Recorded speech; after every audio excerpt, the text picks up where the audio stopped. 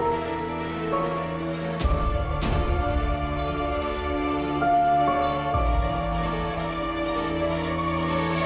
not, children. Your salvation is here. Godfrey Silasnog, your new king, your new god. Bow before me, and all your dreams will come true.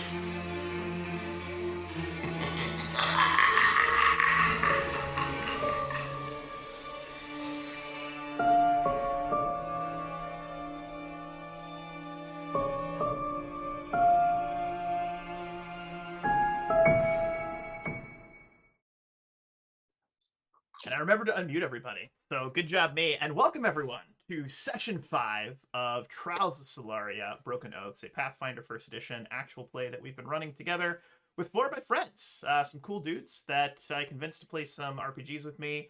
And, also just, honorary mention to howdy, y'all. All right, I'm done. I digress. And, so I'm Dare Wolf. I'm the Game Master, and I'm going to let everyone else introduce themselves, and then we're going to dive right into the game and see if they can round up some musketeers, I believe is the game plan. But as real, Mind Over Brian, why don't you go ahead and start?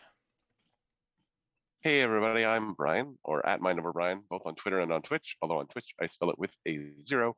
And I am playing Venwivar Hallobrand, the human passing Aasimar sorcerer with a shady past. Blau's up next.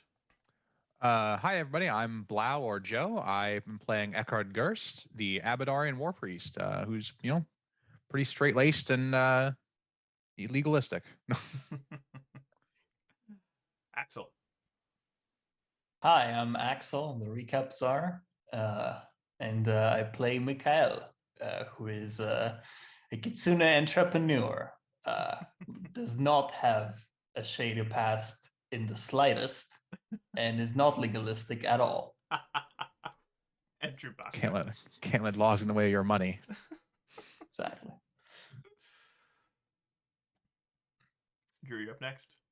Oh, me? Yeah. Hi, I'm Drew. I'm playing Bix and Polly the Weasel. Bix is a gnomish hunter, and Polly is his weasel best friend. Beautiful. Absolutely beautiful. Well, when we last left off our intrepid adventurers, you all had made your way from the Abadarian Mint in the kind of southeastern quarter of the city. You had made your way through the town center, had a brief interaction with the hag that's causing all of the chaos, the dark skies ahead, the thick rain that's been falling and drizzling. It's settled down. There's still that pitter-patter of raindrops. The ground is still wet, very muddy where there's no road. Even some of the areas where there is bricks or paved streets have become somewhat watered down, waterlogged. But as we zoom up and over the walls of the city, we see this, overview of the town. The streets are empty save for the occasional horde, I would hesitate to say. Maybe group. Let's say group. We're not going to say horde. That gives the wrong impression. But the occasional group of what look to be undead, shambling undead. And then we zip over and we zoom into where the party is spending some time at the Clumsy Bear, if I remember correctly. It's the Clumsy Bear, right? It's not the Dancing Bear. It was the Clumsy Bear, because I got that wrong last time. So I'm going to go ahead and move you guys over to the overhead map of the city, just so you can kind of see where you guys are at. And if I remember correctly, the plan was you were going to rest for the evening. You were then going to use some spells in an attempt to contact some of the musketeers that you believed might still be alive, based on some of the information that Dawkin had provided to you as some nearby safe houses. Does that sound about right? Yeah, the plan as I have it in my head, we had some miscommunication here, is I can use Ears of the City to essentially gather information instantly to confirm locations if I don't roll awfully. Mm-hmm. And then use Hide from Undead on 2 people, which is invisibility against undead. It lasts 20 minutes. If they're unintelligent, the undead are unintelligent, it just works as invisibility. And we can send 2 runners out with 20 minutes of invisibility to go say, hey, we're at the Clumsy Bear, come group up. Perfect. I love it. I love it. So, unless you all have any conversations or scenes you'd like to do prior to making that happen, Blau, you can go ahead and now, as far as Ears of the City, you're gonna have to remind me exactly how that spell works. Is that just automatic success? You get some information, or No, do you make a no. roll? No, I have to still roll, but I can roll perception to gather information. So it's whatever the DC of the gather information check would be. It's Okay. just I can do it in one round Perfect. instead of 1d4 hours. So you begin the spell, and as you begin casting the spell, your eyes kind of like glaze over, and you actually see as though you are, wall skipping like through the walls, and you can see all of these, kind of shadowy grayish figures. Everything is kind of in this black and gray, like, grayscale kind of image, but you're starting to see, okay, there's a group of zombies there, there's a group of zombies there, and then you start to see these kind of shimmering images of what look to be maybe like not undead, so living creatures, living people in buildings. You see, like, there's a group of civilians here, there's a family there, there's a family over there, and you're just starting to get this overview as like it's sprawling out before you, almost as though it's being drawn. If you've ever seen the music video for Take On Me, it's kind of like something like that, take me on. Oh, we're gonna get the MC'd, so there you go. I digress. But with that being said, go ahead and make the roll. Blah, let's see how much information you get. 18, I believe, was the roll you got. 18 was the first one. So with that 18, I've got good news and I've got bad news. I'm gonna go ahead and give you the bad news first, because I'd like to, give you like a nice little sandwich here. All right. So the bad news is that as you are viewing the city, you're seeing this area sprawl up before you. It's being drawn in your mind's eye. You're seeing the different civilians. You're seeing, undead. You're getting a real nice overview of what's happening inside of the city. And as you zoom around, you get this feeling as the spell is being activated that you are being watched. It's like if you're walking through a forest and you get that weird, creepy feeling, the hair on the back of your neck, and you hear this very heavy breathing, and it feels like, as you feel the hairs in the back of your neck begin to stand up, there's this kind of chill, and you feel it's like a heavy breathing, like someone is like right behind you, and you feel these kind of hands on your shoulders. And it's not like claws, it's not piercing, but it's a very heavy feeling. It's almost like you're having to like push up on the table, your eyes still glazed over, to keep yourself standing upright or sitting upright in the chair. But the good news is that was the bad news. The good news is that you locate 3, you're certain, safe houses with at least 24 musketeers that have hunkered down between these 3 safe houses. And if you look on the map, you're going to see an M. There's a couple of M's right here, here, and here. Okay. And the one M that you thought that might be some musketeers there, that one, unfortunately, there's no one there. It's completely devoid of life. But there are 3 locations that are actually rather near to where you are, I guess, kind of. They're not too far away. They're not too close. But as the spell washes away, you feel yourself zoom back. That heavy feeling on your shoulders lingers for a few moments after the spell ends. Your vision once again returns to inside the tavern, and I'm going to leave the scene to you. Yeah, Eckard, when he comes out of it and kind of brushes his shoulders off and says, we identified 3, or I identified 3 groups of musketeers, but I think the hag or someone else knows as well now. I think something was watching me. Oh, so boy. We better get some runners going out fast. Did Dawkin prepare those written orders for the musketeers to tell them to come to Clumsy Bear? At the mention of Dawkin, he's approaching the table. He has 6 little scrolls bundled, the seal of the musketeers. It's a little wax seal, nothing too fanciful, but it's just a little circle with a musket across a glowing sun. It's all in like red wax, but he gives that and he goes, "They're right here, ready to go. Who's making the run?" Which of your men want to go? I assume that we're going to go confront the hag, so I assume that you would rather send your men than us. Very good. And he's going to call on the 3. There was the one that was injured. I can only send 2 men. I can only invisibility 2. It lasts 20 minutes though, so however far they can cover in that. can you show me on the map precisely where you saw or know that our other musketeers are located? I think I could point them out, yes. And as you do that, he looks, he gathers the other 3 musketeers. The one that was injured has gotten some rest, still not 100%, but that gentleman stands up and he looks over at Dawkin. I mean, I can make the run. Dawkin looks to him.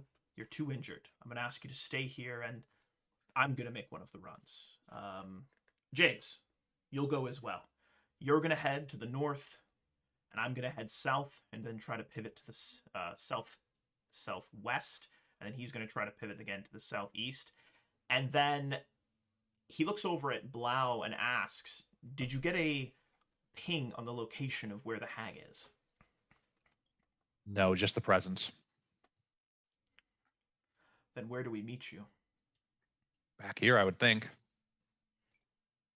I think we should concentrate our forces first and then make a move. Dawkin looks to the rest of the group, almost as though he's looking for you guys to either agree or to maybe to offer any additional advice. He seems once again a little bit unsure of himself in this moment. Well, the plan was to gather the additional forces so they can distract the zombies while the rest of us lured the hag into a trap. Have we decided where this trap will be? I think that since the hag knows what we've just done, what I've located, I think that the hag is going to attack us either here or at one of the other musketeer locations. So I think we just need to listen for gunfire. If there's an inordinate amount of it, we have to move to that location. The hag's either going to hit one of the musketeers or hit us here at the Clumsy Bear. I can't imagine she's just going to sit still and wait. But we do not want her to hit us here in the Clumsy Bear because there are innocents that we want to avoid getting hurt. I didn't know she could tap into my spell. I thought the plan was to lure her out with a queen gambit. Indeed. Well, that is possible. I think that if we manage to convince her, then she will no longer be interested in coming to the Clumsy Bear. And we can lure her somewhere with musketeers waiting to ambush her.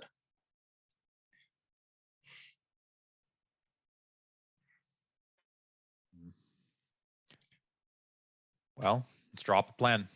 Do we want to designate one of the lesser, like one of the boulevards where we can get some snipers on the roof?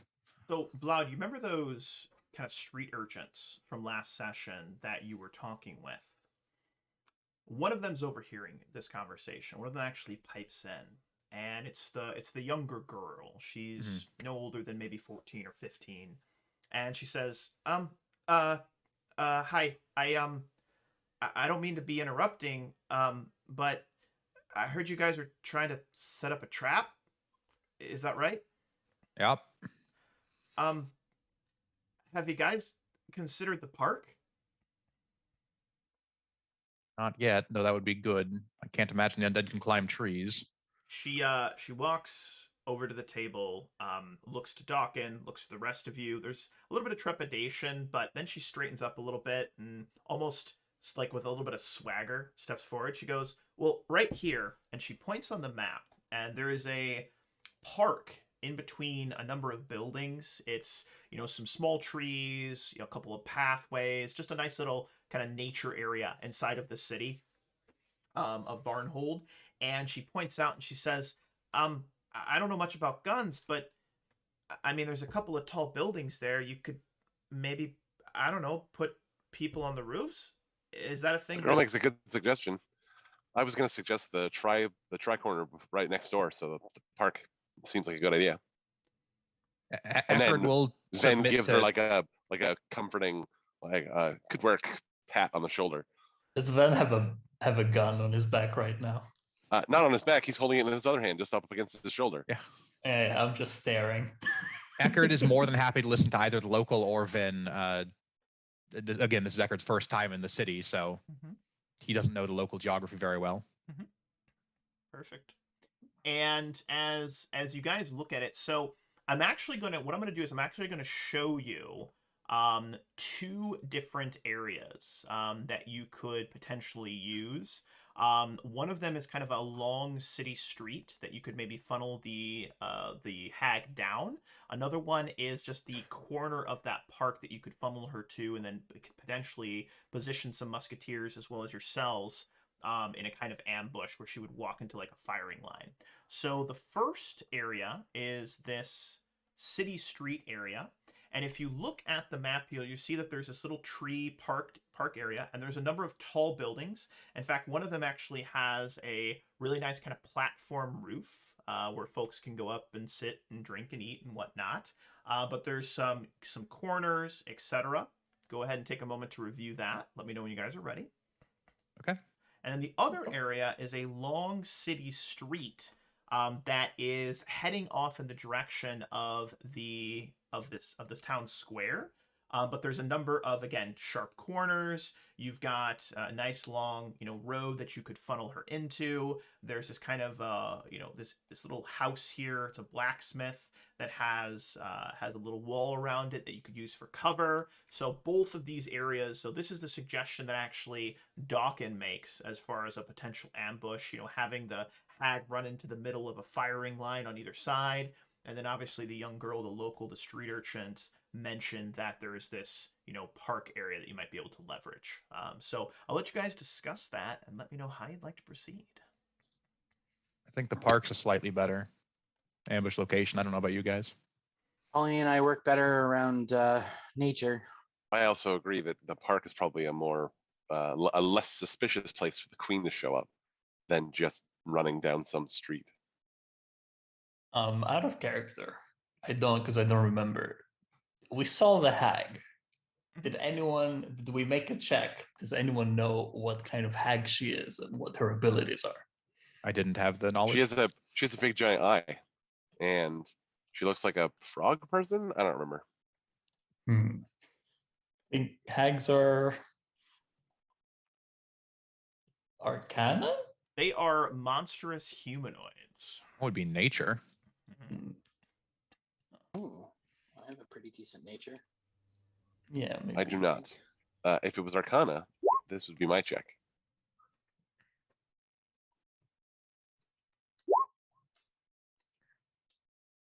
As a 10, hags exist. They have some magical abilities, but this particular hag, maybe it was green, maybe it was a gray hag. You're not exactly sure. It was dark. It was raining. There were zombies. You're not exactly sure what it was, Bix, unfortunately. You're welcome, guys. Thank you. So I guess I'll give you 10, 15 minutes and then we'll head to the park. Wait, it turns out I have 3 Dawkin. skill points to spend. Give me 1 second. Knowledge, nature. Weird. I have 3 points of knowledge. No. Wow. I don't have 3. I only have Yeah, 1. I know. I like it. It's those flexible skill points I've heard about. Yeah. That's brilliant. 16. So I'm gonna give you one question. It's like you're sitting there. You've been cradling this firearm in your arm. It's just like it's your new toy. It's your baby. You're figuring out how it works. And as you, okay, I'm gonna actually offer you this. Here's how this is gonna work. This is how it's gonna work, Ven. If you're gonna try and take this gun away from me, we will know nothing about this egg. Just hear me out. All right, I'm gonna offer you a deal. All right. Okay. So just I'm gonna share some thoughts and ideas with you. I'm gonna get your thoughts and ideas. We're gonna see if we can come to an equitable decision here. But with that being said, I can give you 2 questions, but there's gonna be a drawback because the way in which you'll remember it will be a flashback to your to a time in your past. I won't ruin it. Oh. A time in your past. No rush. Oh, I don't know. I spent an entire combat crawling around and vomiting. I don't really want to do that again.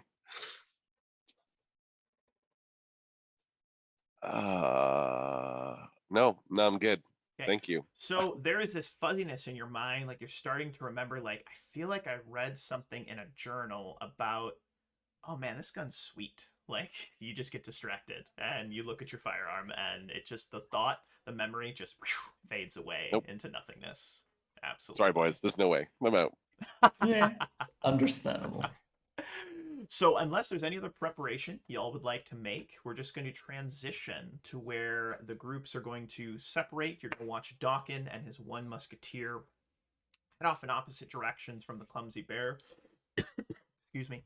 And go off to try and gather the musketeers. Now, if I understand correctly, you're going to give them, what, 15 minutes before you head off in the direction of the whatchamacallit, of the park, and then set up this plan. However long Dawkin think would be best, up to 20 minutes, because I don't know local geography. So if whatever time frame he thinks is best, up to 20 minutes. Dawkin is going to ask for 15 minutes before you leave.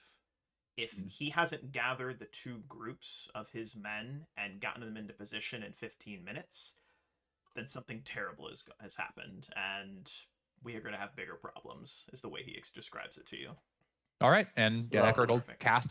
give them the brief. If you see something that looks intelligent, something leading the undead, they'll probably see right through this. If you attack them or do anything hostile, the spell will break.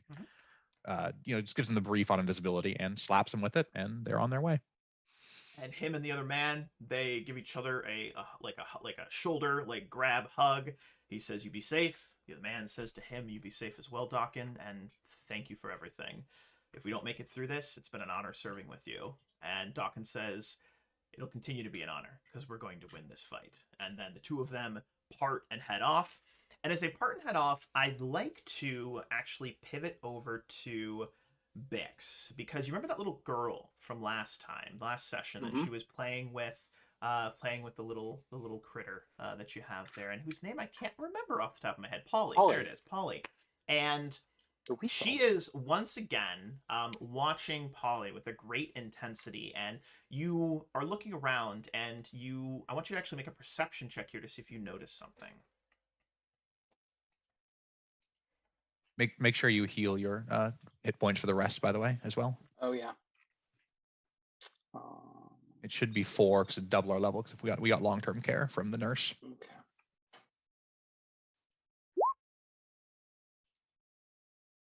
13. So you're watching the little girl.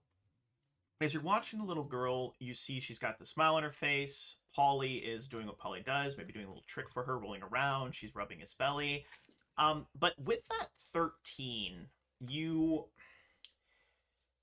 notice that she looks like she's favoring her left leg. Like she's not necessarily walking with a limp, but there is an obvious kind of lean on her right leg.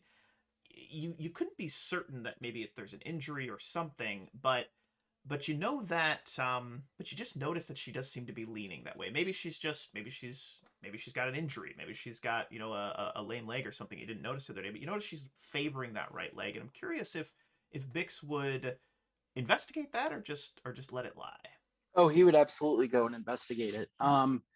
He will he'll laugh at her and Polly playing together, and then say, "Polly, come here, and bring your friend. And jumps and over, he'll watch her. over. He'll watch her walk over. Okay. And as she walks over, you see that because you're now focusing, I'm actually going to make you make a check for this, but you see that she is 100% walk, kind of lift that other leg, not drag it, but lift it, walk, lift it. And it seems like she's trying to maybe ignore some pain from that leg. She's trying to ignore some pain from that leg. Okay. I will ask her if her hey sweetie, is your leg okay? It's fine. I'm fine. Mom said I'm not supposed to talk about it.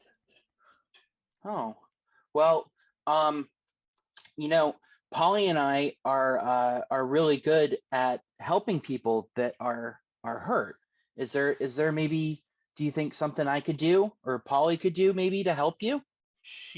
That look of like how she's smiling and that joy on her face, it doesn't remain. it actually fades away, and she starts to look very nervous and very uncomfortable in this moment. And she actually takes a visible step away from Polly and you, but as she takes that step, she actually stumbles backwards and hits the ground hard with an oof. And I want you to make another perception check, because I want to see if you notice what I was hoping you'd notice earlier. That is a green, which means that's a nat 20. That's a 30. Ooh. So what you notice is that the girl's parents, you don't see them inside the main room. You don't see them anywhere. They appear to be gone, or at least not in this main room. And she is not crying, but is whimpering a little bit, more of out of embarrassment than actual pain.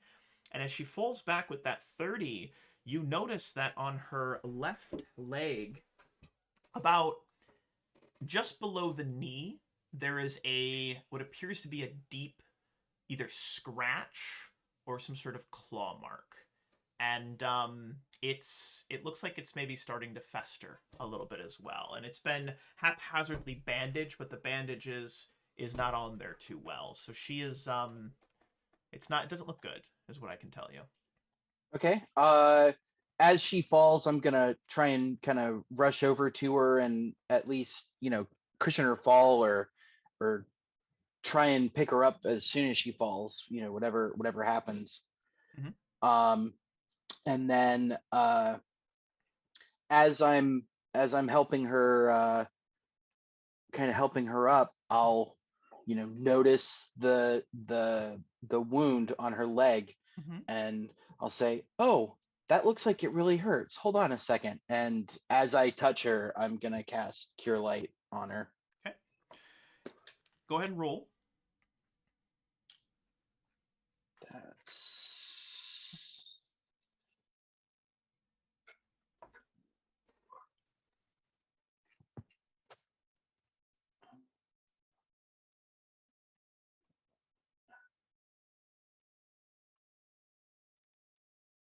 Should be D8 1d8 plus plus 2. Yeah, D8 plus 2. Mhm.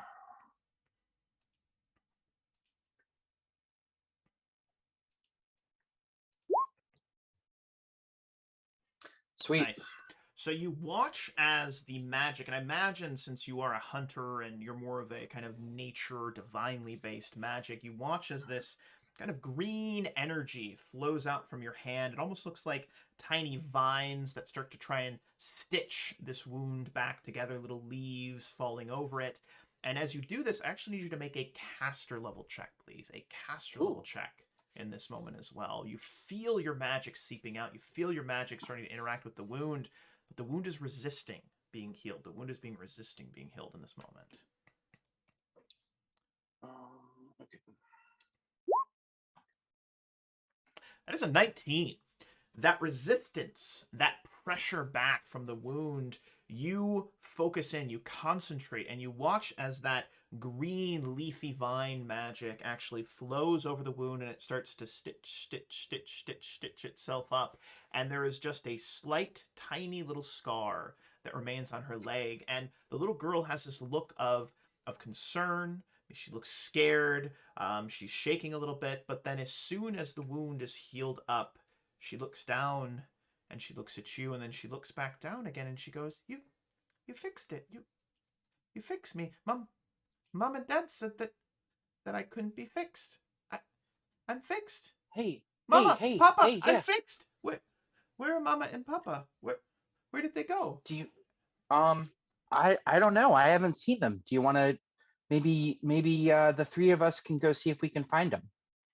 And as the three of you begin to search for her parents in the Clumsy Bear, I'm curious as to what Ven is doing in this moment as well, as you guys are preparing for this battle with the hag.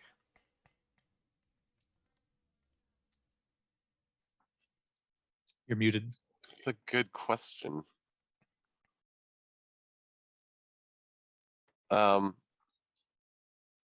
Ven is he's not actively trying to have the musketeers avoid noticing that he has a musket, but he is somewhat like dodging any musketeer who might look like he's approaching him. and he's trying to make like he's trying to look busy without actually doing anything.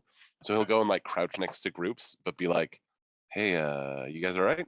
Yeah, great. That sounds totally great. Good, awesome." And then he'll like move over to another group and be like, "Hey, how are we doing? We're here. Anybody?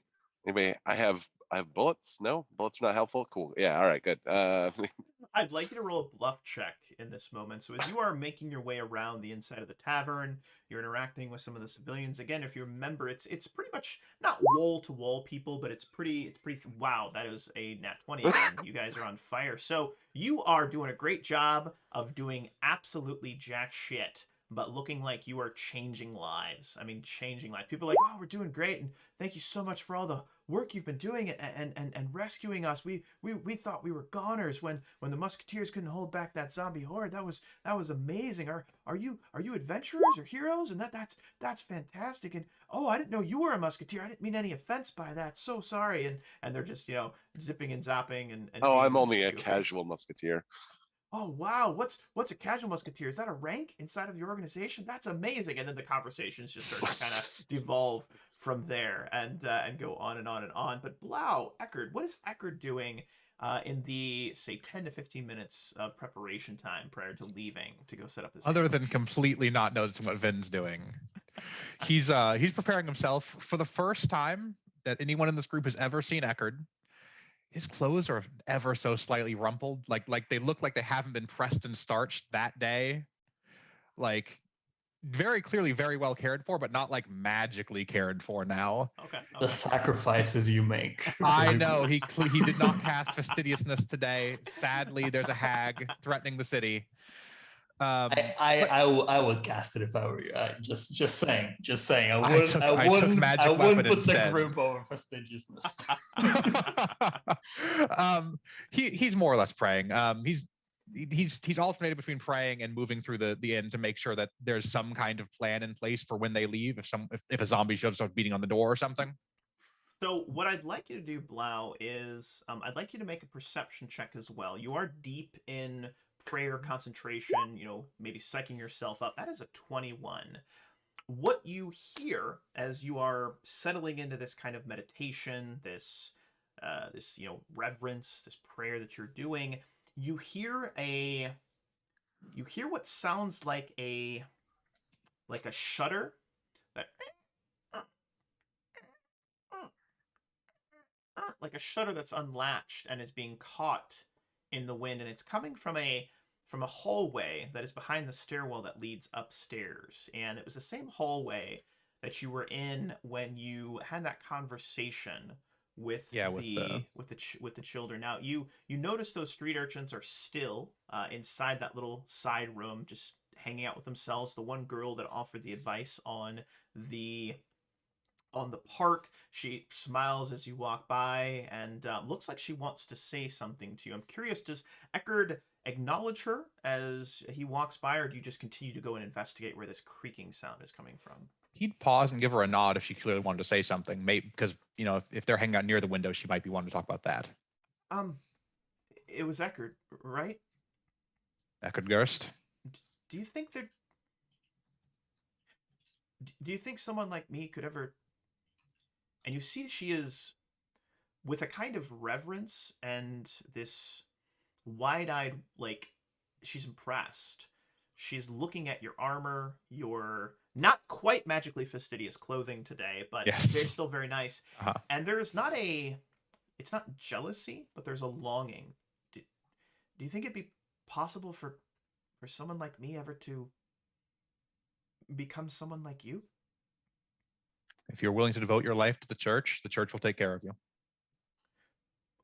So if we survive this, could what would I need to do? Eckerd's going to go ahead and roll knowledge religion here and give her a realistic picture of the path forwards. How long do you spend on this? Is this like a dissertation, or is this just like a 30 No, he'll give like 2 minutes. Okay. Like you'll probably spend two years as an acolyte, and then 2 years as a novice, and then maybe a year in your final training to become a paladin or a cleric or whatever if you have the aptitude and they've identified it in you. Mm-hmm. and then maybe after 5 years you will then be a junior member of the clergy, and then at which point you'll be about where I am. Okay. Okay. I like it. I'd like you to make a diplomacy check here as well. Am I good at that? I'm okay at that. 18. As you go on for 2 minutes, I imagine, and I want to ask, are you very kind of monotone about it, just matter of fact? Do you add any sort of like? No, he would be trying to convert her. Obviously, if she's showing interest, he would be attempting to convert her. Her expression goes from like trepidation, from this kind of I'm nervous to even be asking this, to really? So there's a chance? Thank you, priest, sir. Thank you. I thank you. And she turns back to her friends, and her friends are kind of rolling their eyes, and she goes, I'm gonna be a priest of Abadar. I'm gonna be a paladin of Abadar. I'm gonna protect the roadways. I'm gonna make something of my life.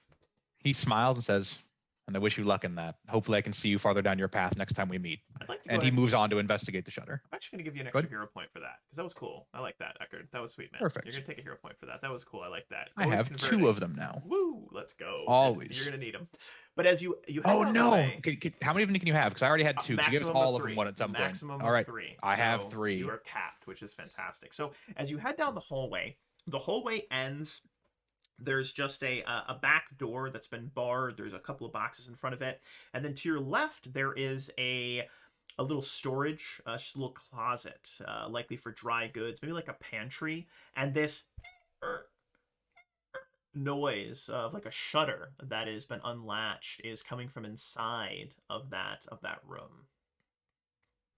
He's going to look out the window and see if he can spot any footprints. Maybe there's mud on the ground or an overhang or something. Into the pantry and then take a look and see if the window is open. Is that correct? Oh, sorry. I thought that I was already inside. Yeah, he would open the pantry door. So you see that the window has been opened. It's been like raised up, so it's a double hung window. You see it's been lifted up, and you can see that one of the shutters was relatched, but the other one, like you can see how they tried to put the latch down, but it was like it's just ever so slowly. Kirk. As you look outside, you can see 2 distinct sets of footprints that lead off in towards the west, and then seem to curve south and head towards the direction of likely one of the gates, is what you see. Eckard will grimace and then, kind of jog back into the room and alert the group. Someone tried to leave, and 2 people. I don't think we can go after them right now, and I don't think there's anyone here to go after them, but I don't feel good leaving them just out there. Oh, shit. Uh-oh, you said a bad word, the little girl says. We have no choice but to leave them to their own devices. I mean, they chose this path themselves. It's a shame, but I think that's the case. If we had more than 15 minutes, I would go, but... I'm gonna tell Polly to stay with the little girl and go over to Eckard. Hey, Polly does this and then starts like putting his paws up, and the little girl is mimicking him, and then like they're going back and forth doing like this. I assumed he wanted a little bit of space, so he'd probably walk off 8 or 10 feet just to be just outside of earshot. Perfect. Yeah. Hey, I think it's the kid's parents. What? Why would they leave if they have the kid? I don't know. The kid had like a really bad wound on her leg, and they had told her that she had to be quiet about it. And then I just healed it, but she's that we can't find her parents.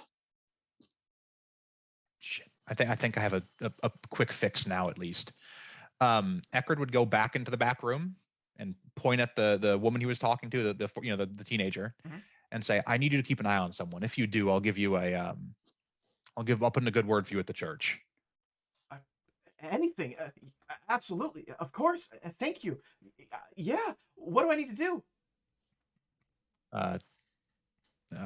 Bix here will show you the kid you need to watch. I think her parents ditched out on her. I told you guys. Wait, you want me to babysit a kid? I want you to make sure that if a zombie shows up and beats down that door, that kid gets out with everyone else. I don't need you to change her diaper. I need you to not have her get bit. The look on her face went from, it was instantaneous. It went from, you're asking me to babysit, to, oh, this shit's serious. And she goes, yes, sir. I'll make sure she's safe. Thank you. And he'll gesture to Bix to introduce her to the kid. I'll bring her over and have her, and I'll also have Polly stay. Mm-hmm. Hi, little girl. My name's Jennifer. What's yours? I'm Samantha. And they start like interacting back and forth a little bit. And she goes, but my friends call me Sammy. And then they're just having their little back and forth from there. But you guys have another maybe 5 minutes before you're supposed to head out. I'd like to know, are there any final scenes, any final interactions any of you would like to make prior to leaving? Oh, actually, no, forgive me. Mikhail, what is Mikhail doing in this moment? I'm sorry, I didn't give you a chance to have some moments here. I'd like to know what Mikhail is doing. They are a combination of making sure Perry's not doing something stupid in this very moment, and taking a few swigs of booze every now and then while staying away from Polly, so they don't get tackled. So it's funny you should mention Perry, because you also can't find Perry, at least not on the first floor. There is an upstairs that you might want to investigate. When did he disappear? Where did I last see him? You're not certain. He was passed out yesterday morning, and you realize as you think back, when you woke up this morning, you haven't seen Perry all morning. What?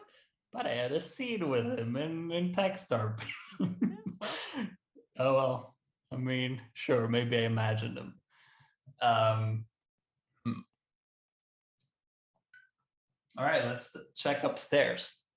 So as you go to check upstairs, make a perception check. There is several rooms upstairs. Some of them locked, some of them open, some of them slightly ajar. But go ahead and make those checks. I'm gonna sniff them out if I have to.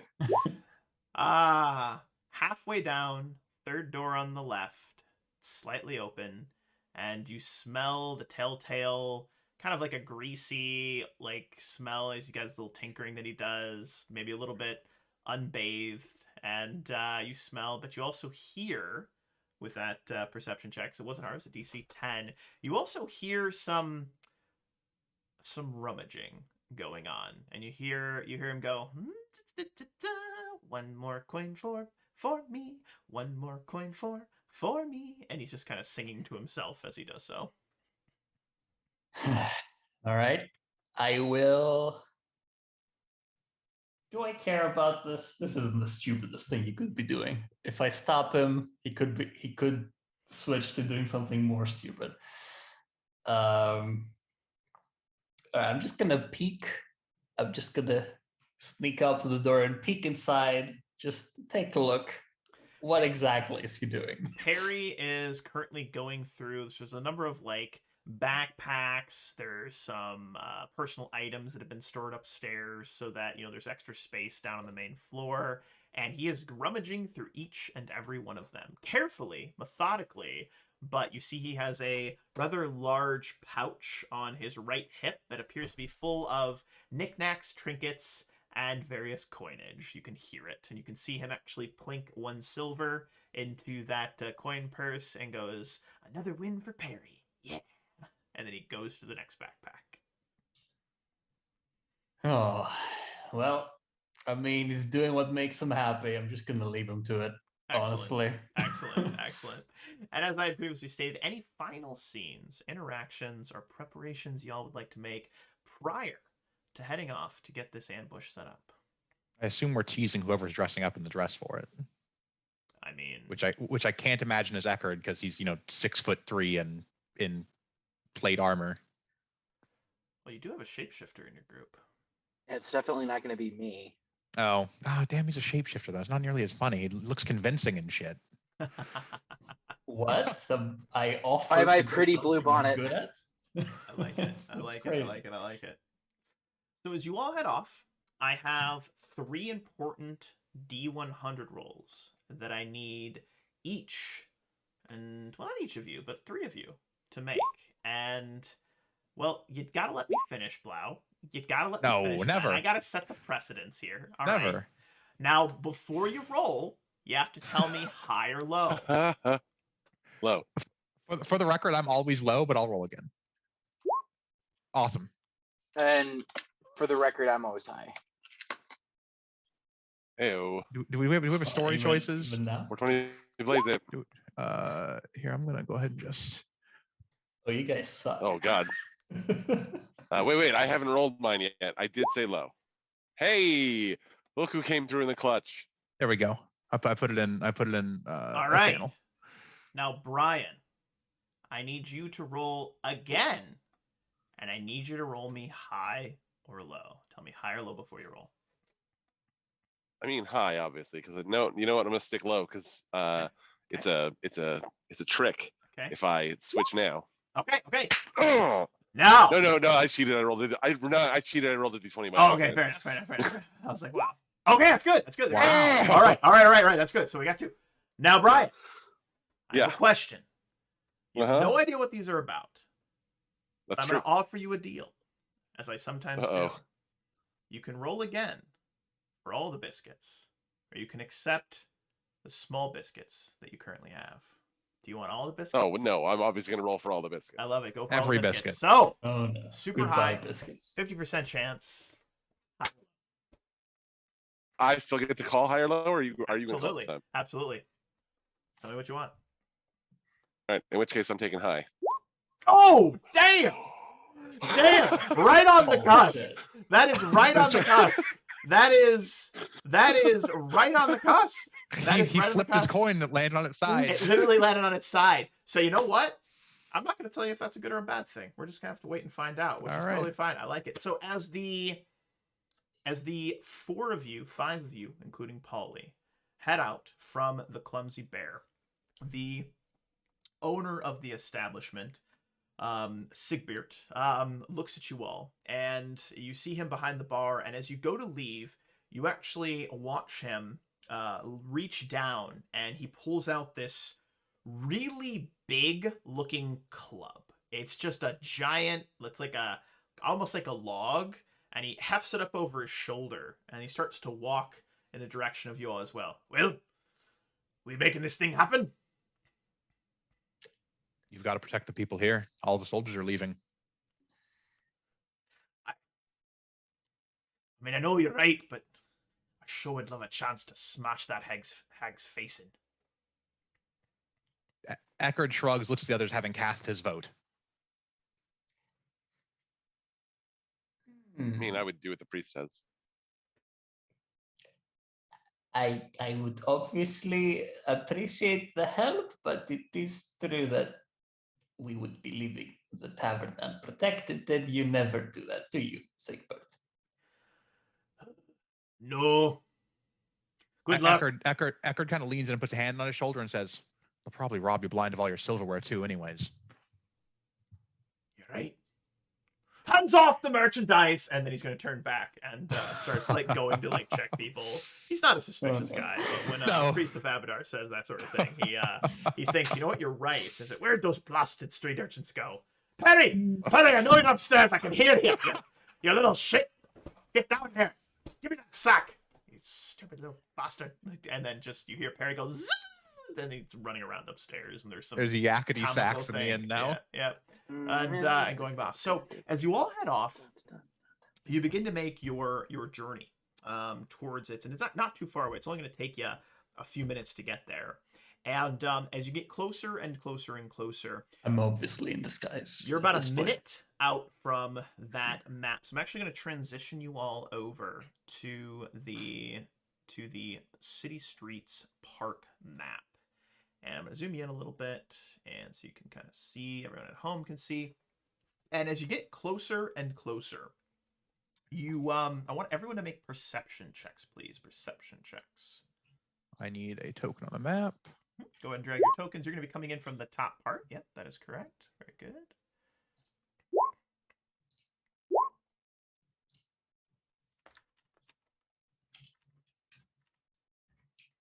25 and a 22. Wow. So the 14, unfortunately, you don't see it, but the 25 and the 24, you all see as you are starting to approach this area where you're going to try to do this ambush. You start to see hunkered down, rifles ready. You start to see a number of musketeers that have positioned themselves in, tactical positions on the roofs behind little like steeples, and they're setting up and they're all pointing in the direction of the park where you're going to try to lure this hag into this ambush. And you count 1, 2, 3, 4, 5, 6, 7, 8, 9, 10. You actually count a dozen. There are a dozen musketeers that have made their way into these positions and have set themselves up for this firing line, this funnel where you're going to try to funnel her in. And I'm curious, since we've got the good old Mikhail in disguise, I'm actually going to go ahead and drag onto the map the queen herself. I'm going to give that token to Mikhail. Let me go ahead and do that really quick. Micmac is not a person. Mikhail, there we go. All right, perfect. And you should have now control of that token. And I'm curious, are you making a commotion? Are you trying to be stealthy? What do you guys do? Ven is like a hype man at a boxing match, except he's using prestidigitation to like make bursts of light and like music stings, ba ba da ba, just like whatever. As we march in, he's like, the final confrontation between the Queen of Solaria and the Hag of Nowhere. Just going all ham. And as you start to do that, you're about a minute out, and you're getting closer and closer. You see the musketeers; they're hunkering down. They're in position. You see them training their muskets. They're looking left and right. They're scanning the area. At the same time, and this is where that beautiful right on the center 50 roll comes in, and that was too freaking cool to not give you a positive outcome for that. That's as soon as that happens, as soon as you start making these noises, you hear simultaneously a number of gunshots from all over the city, from the left, from the right, from behind you, from in front of you, and you start to hear that telltale sign of the moans of the zombies starting to engage. And you hear shuffling actually moving away from you. But as that shuffling is moving away from you, you start to hear this shaking and shimmering, not shimmering, but the shaking and rustling of the trees in the park. And you start to hear these very heavy, very intense footfalls. Boom, boom, boom, boom. And emerging from the not dense tree line, but emerging from these trees, emerging from this very soft, because again it's still raining, there's that kind of mist that's blocking your vision from about 70 feet, 60 to 70 feet out. You see none other than the Hag from Nowhere herself. And as she steps out into the field, you see all the musketeers are readying themselves, and it looks like they're maybe waiting for some sort of signal or some sort of like call to arms. But let me go ahead and actually get the Hag onto the map. And she's going to have, as all good villains do, she's going to have a quick little one-liner, quick little anecdote for you all. And she steps out into the field. She says, "You thought you could escape me, Queen. All those years ago, you stole what was rightfully mine. He chose you over me. Look at me. Look at how beautiful I am. This is what he could have had. But this kingdom, all of its people will be mine, and I shall rule. I shall rule, you wretched bitch." And I'm curious, Mikhail, do you have a quippy one-liner back to her?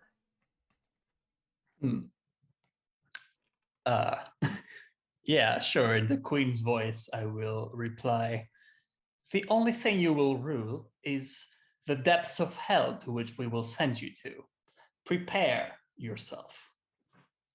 And at the sound of "prepare yourself," you hear click, click, click, click, click, click, click, click, click, click, click, click, click, click, click, and you hear about a dozen gunshots go off and ignite the kind of dark, dreary setting in gun flashes, flashes of gunpowder. And I'm going to have everyone roll initiative, and we're going to drop into combat, because that first volley is going to go off, and then we're gonna see how this shakes out. We're gonna see how this shakes out. But y'all, I got a good feeling. I got a good feeling about this, guys. I got a good feeling. I clicked and I saw the 19 pop up and I was really excited, and then I realized it wasn't mine. Sorry. I'm like, I have a +1 initiative. I must have rolled. Oh. Still better Cleric than mine. initiative.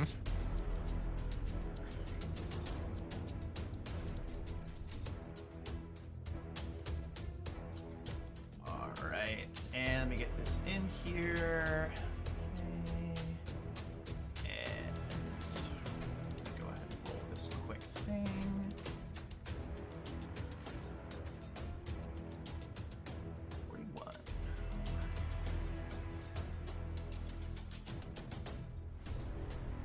All right. Drew, don't forget to So roll the Polly way initiative. that I'm going to handle the Musketeers is they are going to go simultaneously. Every 2 rounds, they're going to send another volley at her, and they're just going to be dealing some, not static damage, but I'm going to be rolling a certain number of d10s, and that's going to deal that much damage to her every round until, you know, potentially something happens. But they're just going to be firing volleys because I don't want to get bogged down with each and every one of the Musketeers taking shots. So what I'm going to do is I'm going to be dealing basically half of the potential damage, but it's going to automatically hit. So imagine you just have all of these volleys going at her and dealing damage to her. But with that being said, is everyone in the initiative? Everyone ready to go? Yes. All right, perfect. Think Let me get so. the Hag in the initiative really quick. She's got a +5. She doesn't have to act. It's fine. 14. All right, not great actually. And then I'm just going to go ahead and add in a volley. They're going to be called the volley. I'm going to roll that in. We're going to figure out when that happens. They've got a nice little +5 as well. 11. So I'm going to go ahead and roll the volley first. The first volley goes off, dealing the Hag 37 points of damage. So imagine, if you will, that flash. You see all of the guns go off. It almost sounds like it's a rapid fire because they happen simultaneously, so in such quick succession. And you see just holes and bits of her flesh start to tear off and be ripped away. Now, as that happens, she roars and screams, and there's this echo that starts to kind of echo and bounce off all of the walls around, and the rain above you, the clouds start to coalesce, and you actually see them begin to pull back from the edges of the city. There was that dark cloud cover over the city. It starts to pull back, and it's starting to coalesce in the area just above where the park is. It's not fully completed that, but it's starting to coalesce, and the rain's starting to get heavier and heavier as this happens. But I'm going to go ahead and subtract out that damage. And then first up in the initiative, we actually have Ben. Go ahead, Ben.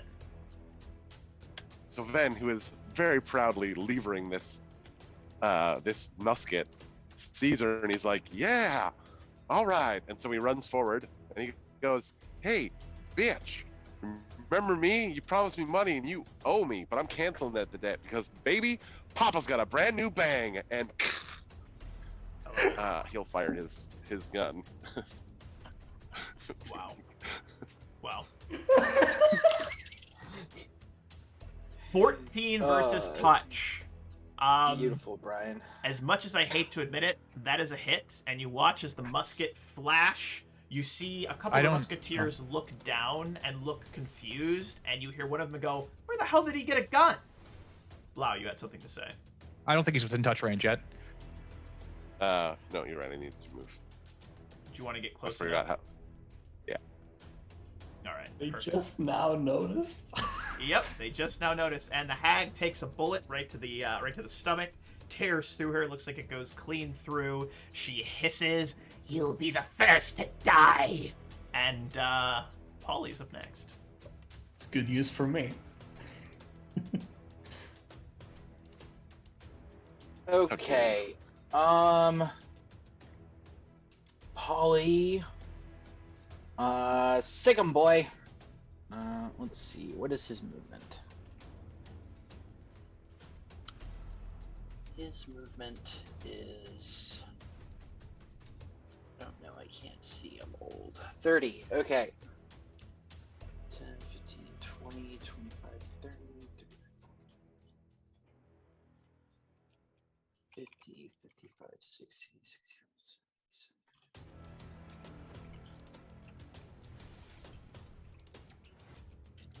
Okay.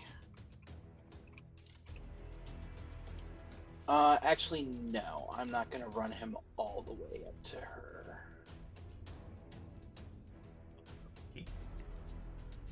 That looks unlucky.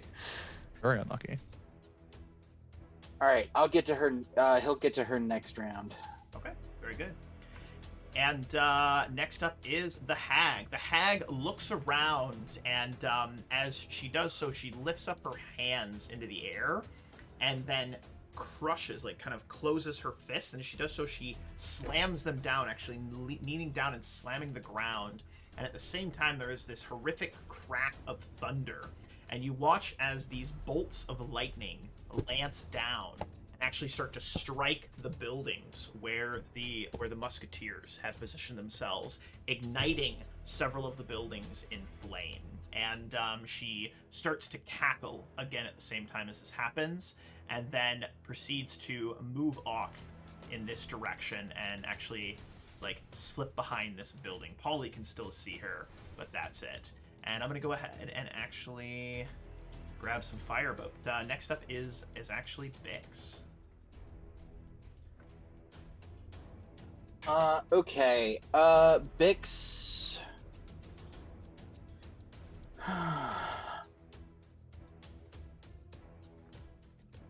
Bix is actually gonna cast Summon Nature's Ally, I think.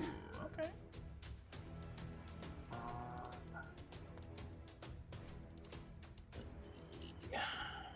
Check the spells here.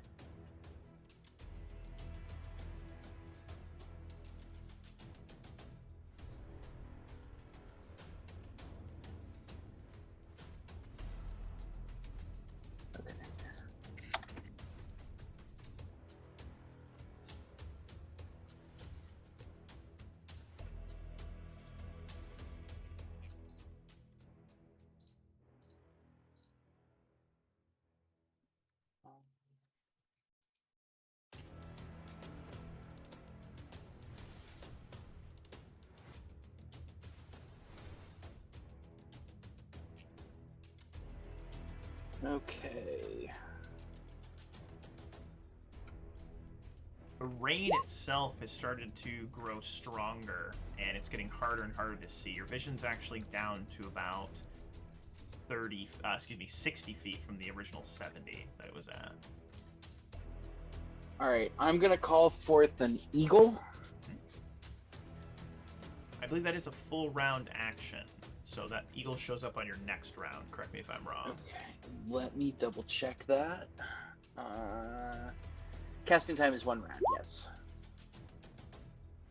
Perfect. Okay, So you yeah. begin to cast, and as you summon it, you can feel the energy. You're like reaching out into the cosmos and trying to literally pull an eagle out of thin air, and you can see it in your mind's eye, and you can actually hear this noise as the eagle is it preparing to emerge forth from the ether. But Eckert, you're up next. Eckert is going to begin striding forwards down this street at the pace he can in his armor, and he's going to, as a standard action, activate his Earth Blessing on his pick, and as a swift action with a use of Fervor, is going to cast Magic Weapon on his weapon. Love it. Mikhail, masquerading as Queen, what do you do? All right. The hag cannot see me anymore, so I'm gonna quickly turn into a tiny fox using Beast Shape 2, I love it. and we can keep this token, I guess. It's easier that way. Is there a way into this house that I can see, or this Absolutely. house? Yeah, there is. All right, I'm gonna quickly sneak into this house and hide in here for now. I love it. Then back to the top around with you. Ben's got to reload his gun or decide on a different course of action. I don't really want to spend an entire round reloading his gun. I think it also doubles your misfire chance if you reload and you're not proficient. Oh, good. That's exciting. Yeah. They're weird. Loading a firearm. You need at least one. No. No, I'm fine. It's if it. No, I'm fine. No, I can reload it. It's if I. It's if it's broken. The misfire value increases by 2 instead of 4. If you have a. Anyway, no, there's nothing over here about loading a firearm and causing it to. However, I do want to cast Mage Armor on myself because I should have done that earlier. It's under firearm proficiency. A non-proficient character takes a -4 standard action on all attack rolls with firearms, and a non-proficient character who loads a firearm increases all misfire values by 4 for the shots he loads. Oh boy, That's worse than Exciting. doubling. It's worse. Yeah, cool. In which case, good. Then we'll just slide that thing on his back, since he wasn't really intending to use it more than once anyway here. But yeah, then I'll cast Mage Armor on himself. And then I want to figure out if she's gone that way, Ven's gonna make a break for this direction. Whoops. No, not 35, 30 there. So he'll head down that alleyway. Ben, remember how you rolled that die? You rolled that D100, it was exactly a 50. So that was both good and bad. So as you go to round that corner, you get right around the corner, and you see, well, you see this. Well, shit.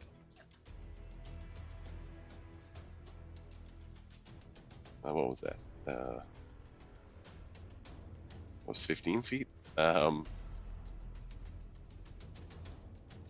too close. I don't like this at all. In which case he backpedals to here. Very good. Very, very good.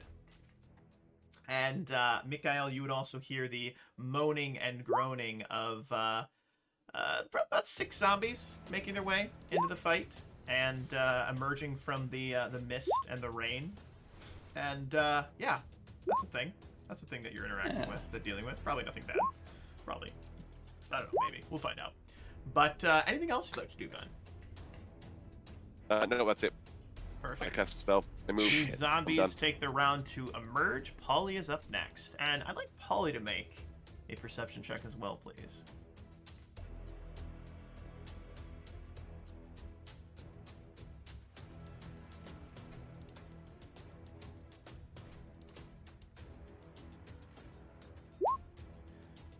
Polly sniffs the air, and although you don't see this, Polly notices that shambling down the road in this direction are another 6 zombies. And we go ahead and get them into the initiative as well. But what does Polly do?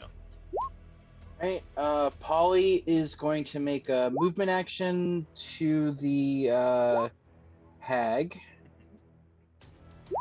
And then he is going to attack with his bite. Holy crap! Wow! Polly just leaps at the hag. The hag is in the middle of like trying to maybe start to cast another spell. She's actually looks like she's maybe trying to start to heal herself up some. See her fiddling with a potion, and as she goes to fiddle with the potion, Polly leaps onto her face and just starts clawing and gnawing at her, and she drops the potion. You all actually hear the shattering as the potion hits the ground, and she screams, "Get off! Get off! Ah, you stupid rats! No!" And she's just screaming and shouting as this Polly is messing up her life. Wow, that was fantastic, Polly. And I believe doesn't he get blood drain when he bites? It has to be the same size or smaller. Okay. I am gonna do the grapple though. Okay. He's just not gonna do the con damage. 20. I think that is unfortunately not good enough. So Polly just kind of drops to the ground in front of her, claw marks on her face. One of her eyes, the big bulgy one, has actually a little nick on it. You can see some like bloodshotness in that eye as well, and she growls, "Maybe you'll be the first to die, you little piece of shit." And you hear Polly go, "Meep," and she's actually going to take her round to attack Polly, which is potentially unfortunate, and we'll see how this goes. But here we go. That's a 22. That's a 25. And this is a bite for 33. Hard yikes. Oof. Do all of those hit? Yeah. Unfortunate. Yeah. So, plus, we got some numbers. Someone post the cute weasel gifs quick. And then the bite I think that's a dead volley. Dead. is Dead. 9 damage. Mm-hmm. So there is this. You little bastard! I'll tear you apart! You hear Polly go, and then you hear and you see Polly get flung, and a limp Polly crashes onto the floor right there. Now, is Polly dead, or just really messed up? That is my question. Hold on.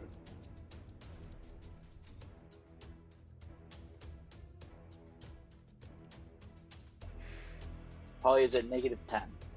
What is Polly's con score? Polly's con score is 15. Polly is still alive, but not in a good spot. Polly is slightly twitching, but looks like you can see claw marks down his side. His fur is ripped. There's blood on it.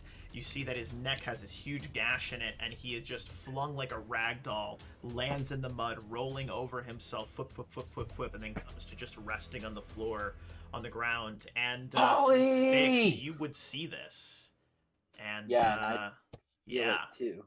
you would feel it. These zombies are entering it. It is volley round 2. They're currently reloading, also trying to deal with the fire that's spreading in their buildings. And next up is Bix. Bix, what do you do? Well, my summon nature's ally goes off, so the eagle appears. I got you, boo. And I'm gonna send that after the I'm hag. going to give you control of that. You now have control Okay. of the eagle. All right, just let me. All right, so its flight speed is 80. So Oh yeah, it could literally, you could like summon it. You can summon it within the radius. You could summon it over there, and it could just literally dive bomb the hag if you wanted to. yeah, that's what it's gonna do. I like it. Let's see. So that's gonna give it. It gets 3 attacks. Let's see.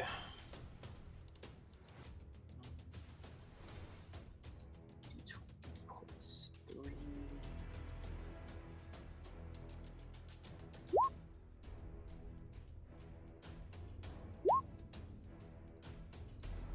And Damn.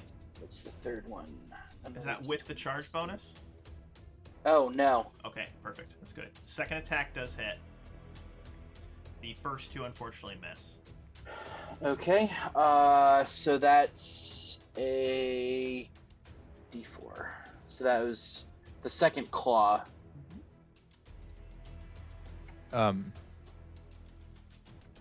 One damage is 1 damage, and it's just struck Yep. by an eagle.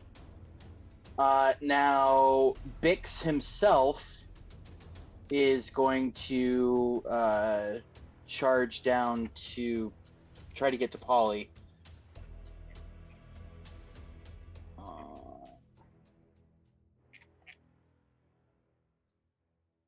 Great.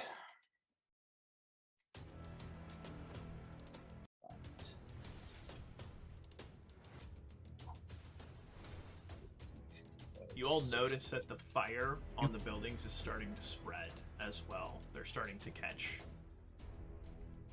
You can run as a full round and make it all the way there, I think. Yeah, absolutely. My full movement's 60. Well, that's just double moving, right? Like if you run times 4. Run is 60. I have a Oh, you 20 only move movement. 15? My base. okay. Yeah, my base movement is. Should be 20. I think he's wearing armor, so that's why he only was at ×3, not ×4. Gotcha. Okay. Yeah, so you get all the way up next to right by Polly. You see the hag is now dealing with this eagle that's clawing at its eyes. She's screaming, I'll get her! I'll get her! Bring me the queen! Bring me the queen and I shall show you mercy! No, I'm wearing studded leather. Why am I only? Why does it have my speed You- as 20? 100% can get there. But Okay. with that being said, Eckert, you're up next. Hey, there's some friends. Yeah, Eckert is going to, make a a martial noise like a woof, and bang his hammer against his shield, and then prepare to Start attack. Stumbling forward towards you. Yep, and prepare to attack a zombie that moves up on him. I love it. I love it. And next up is Mikhail. You are right by a little window. It's closed, but there's a little slit, and you can see some undeads shambling past you. What does Mikhail do?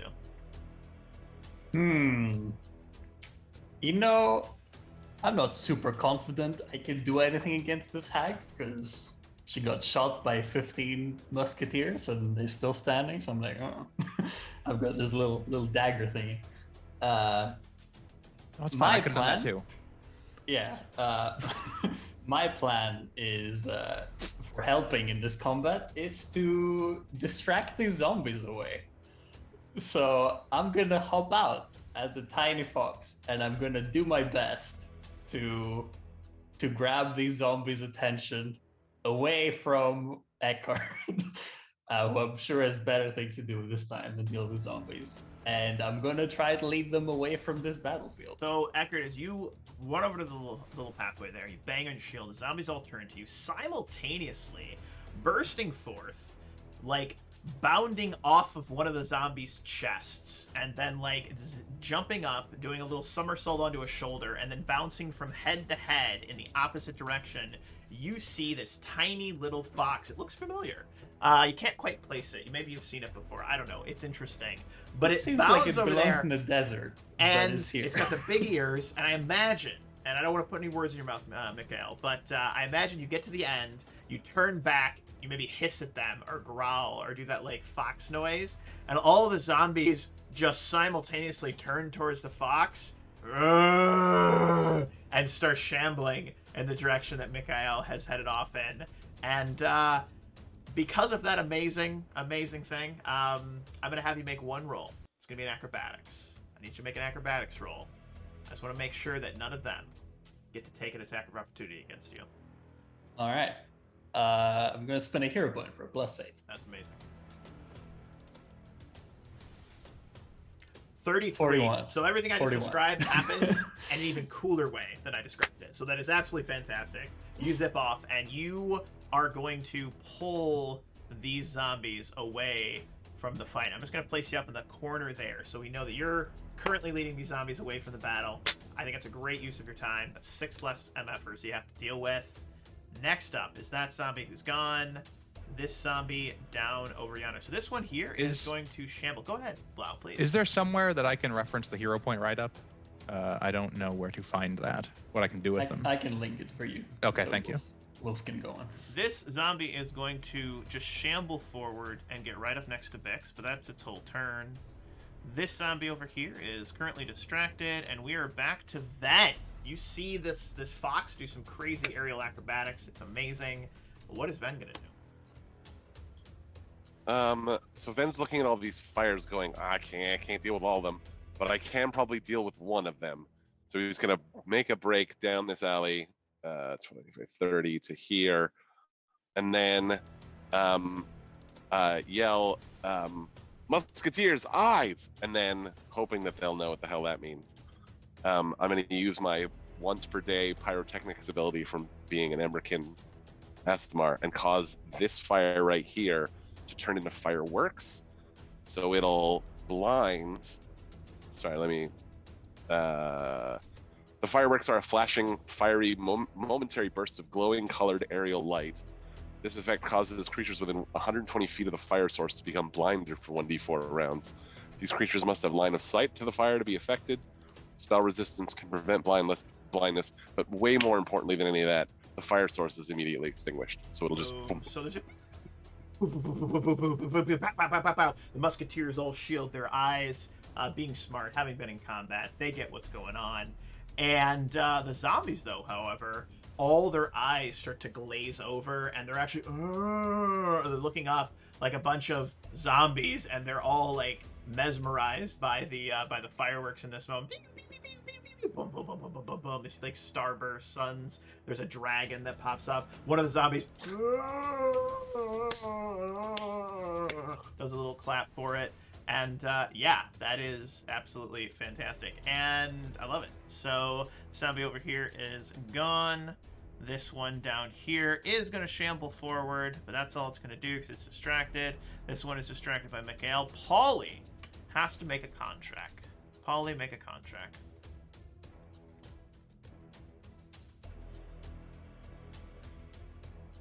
Your DC is 20. I believe. That was a 10. So, yeah. Polly loses 1 HP. That's unfortunate. Zombie down here is just going to shamble forward. The Green Hag! Animals, birds, weasels, unacceptable. I'll tear you all apart. And she is going to go for the bird that is currently attacking her. And we're going to see how well that goes for her. Holy shit. That's probably going to kill it. Does a 17 confirm? Probably. It's sneak. AC 14.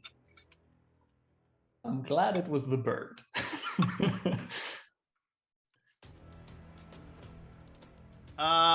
She grabs the bird. You hear the eagle crack, and then it just disappears back from whence you summoned it. And then she turns her eyes towards Bix. Where is the queen? And just growls menacingly at you. Volley's turn. And this is Volley's round 2. Now, because of the expert decisions by one Ven to put out the fire, I was actually going to subtract some of the damage that they were going to do. But because he did that, I'm actually going to go ahead and give that same 6d10 damage as they take another couple of pot shots at the Gale. That is another 35 damage on the Hag. She is not looking great. She's not looking great. She's still standing. She's still angry. She's got just a plethora of bullet holes. She's bleeding this green nastiness. The cloud above is getting tighter and tighter and tighter, but darker. The rain is starting to come down, which is actually starting to mute some of the flames that were starting to build up, and she is just screaming constantly in anger and frustration as all of this is going on. This zombie is currently running away. This zombie down here is going to shamble forward. Bix, you're up next. You got a zombie next to you and an injured Polly. All right. I'm gonna cast Stabilize on Polly. Okay.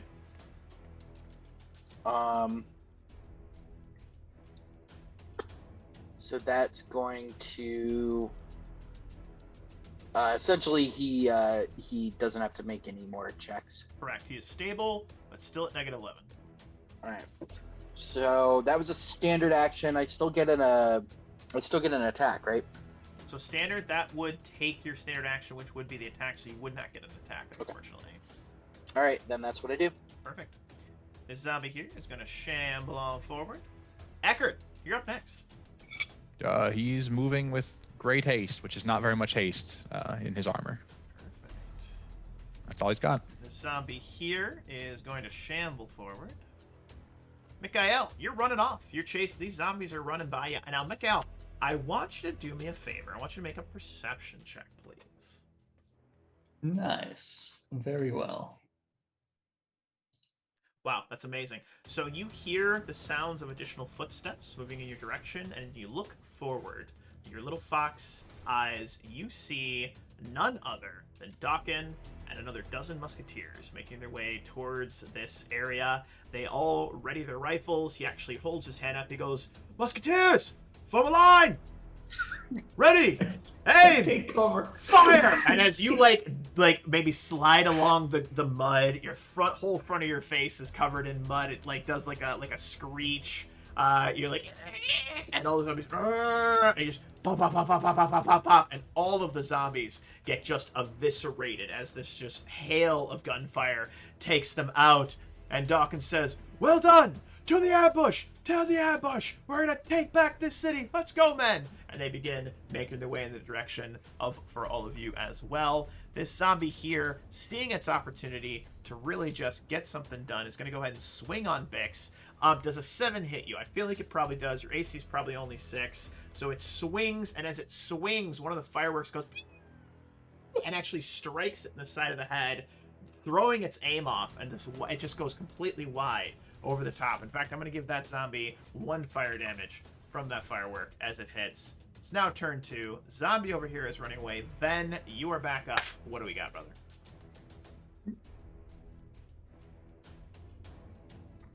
Okay, all I've been doing this whole time is thinking about what I'm about to do. I definitely didn't go and get some dinner. What is Ven gonna do? These snowballs have not been working out very well for me, and yet, you know what? They're like my best. They're like my best spell. Oh. The life of a level 2 sorcerer. In there. All right. Oh boy. Ven will run out in front of everybody. So brave. Or stupid, one of those. And just as before, where he was making like sports references, he spent the last little bit of that movement sort of slowing down, and then he's like, and with the wind-up, it's Venwavar pitching to the old bitch who means nothing, and here it comes, straight across the plate, and then he'll, and then whip a snowball. Isn't a hit? I'm gonna make so much fun of you. I mean that's fair. Yeah. That's a hit. And the snow God. fireball slams the hag in the face, burning away the big bulging eye, and it actually pops, and there's this sick green ooze that comes out. The cloud above gets tighter and tighter until it's really only just above your group, and the rain is like a deluge. It's making it harder and harder to see. You can only see about 30 feet in front of you at this point, and she turns to you and says, I smell the corruption upon you. You can join me. You can join me in my conquest. I can show you the true ways of magic. Oh, I wish I was there. you can taste, you can hear the desperation in her voice. Mm-hmm. Does Ven respond? Spend a hero point. Do it again. Do it again. Oh yeah, it's actually, you know what? Not a bad idea. Then I'm gonna spend a hero point, and then we'll say, taste this, and then hit her with another one. Oh my god. I love it. Oh my god. That is a really good damage. Unfortunately, she's ready for that one, and just like dips her head to the side, and it flies past, striking the cart behind her. Don't I get a bonus just inherently for having used it? God damn it. No, unfortunately not. But you look really cool doing it. And with that, we've got this zombie here, which is going to go ahead and just double move on up to there. Polly is currently stable, and the green hag, she reaches one of her hands up to her eye, cradling it. She looks down at her hand. You can see there's actually a bullet hole through the center of it, her claws. And as that happens, she looks back at Ven, and there's hunger in her face, on her face. Her mouth opens and closes, and then she leaps at you, lunging forward with murderous intent, and is going to go ahead and take a swing at you. 23, I assume, is a hit. Yeah. That is It'd be weird if she 11 jumped points me of right now damage. with Amorous and things. And I need you to make a fortitude save, please. Oh, well, I'm a sorcerer, so you know I'm good at those, right? That's like the thing we're best at, is fortitude saves. It is no. Yeah. And guns, of course. Is Wow. a 19 good? She I don't know. claws across your chest, and you can feel this dark energy, and you actually start to feel this kind of like creeping, like viney nastiness start to actually emerge where the wound is cutting open your clothing and burying, like scratching across your chest. And you can see bits and like almost strings of blood start to flow into her fingers. But as that happens and she pulls back, the threads, you bring your hand up and slice down, cutting the threads. You see that she looks like she was starting to heal up a little bit, and that is just shut off, and you resist it. And she roars, How is this possible? You cannot resist my magics. You'll die. All of you will die. This is my birthright. This kingdom shall be mine. and she's just shouting and screaming and just being crazy, as hags are wanting to do. This zombie And here. Ben says, I've spat out fouler things than you first thing in the morning. Bix, you're up next. Or other times of the day, really. Bix is going to cast Cure Light on Polly. Mhm. Sorry.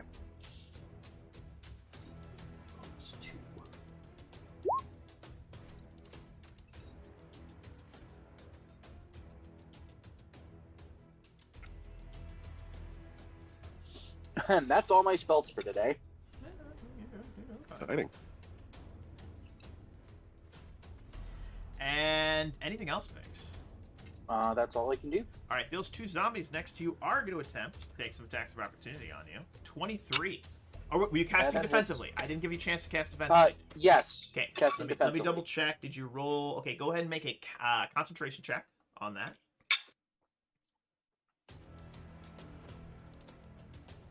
Should be on your spell tab. Mm-hmm.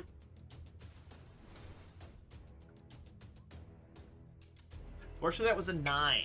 So that spell does not go off because you notice both zombies start to swing at you and you kind of hold the spell. So the spell's still in your hand. You still got that magic energy. You could try to use it next round. But unfortunately, you don't get a chance to actually use that spell in this moment. Okay. Next up is this zombie who sees its opportunity really to shine. It's going to run over and try to bash Ven in the back. But that is a 12. It actually, you feel the impact. There's that magic armor, that's that mage armor that you cast, and it's a force field around you, and you feel it kind of press against your back, and you push forward slightly, but it does not get through. And next up is the man, the myth, the legend, Eckert himself. One question before I move. Does the overhang here end like right at the wall, or is it a legal square? That is a legal square that you can head into. Absolutely, good sir. Excellent. That's the only way I can close to melee. So he's going to close to melee and attempt to swing on Now, this I have a hag. question. Before you roll, Yes. do you want to spend a hero point to give yourself a +8? You got 3. No, because I want to not die when she hits me for 70 damage. Fair enough. Fine, she'll hit Ven first. Yeah, well, that's fine. He can use his hero points to save himself. But I don't need to. Oh, okay. I will, however, roll use a hero point to re-roll that d20 on the crit confirm. Oh my god, I really hope that succeeds. And in fact, I'm going to spend a +8 on it as well if I can. Yeah, absolutely. If So you want to I'm spend gonna 2 hero re-roll. points, so 1 to re-roll and 1 to get the +8, I'm good with it. Hot fucking damn. So Diggity. just, you know what, Blau? I want you to describe how you walk up and end this hag's life, because that, my friend, is more than enough to take this bitch out. You just, please, describe how you take her out. She's roaring. You see her bringing both claws back. The clouds above are crackling. Lightning is starting to come down. The zombies, you actually hear more zombies starting to try to make their way towards this area. You can hear Dawkin and the other musketeers making their way. You see her opening. She's slightly distracted. She's hungrily looking at Ven. How do you enter? Yeah. As she swings at Ven with her hand, he moves forwards and catches her with his buckler hand, her wrist, and kind of pulls down to bring her down a little bit farther, then swings his pick up, catching her in the neck and then dragging it out the front of her neck. Oh my god, that is so epic. So as Ven, you see her, she's bringing both claws up. She's about to just rake down you. Her mouth is wide open, unhinging in this unnatural way. She's wailing at you, and then like a flash, you see this pick enter her neck, drag across, opening up. She starts to gurgle, and then her head literally falls back, and she collapses to the ground. As she collapses to the ground, there is a single but deafening crack of thunder.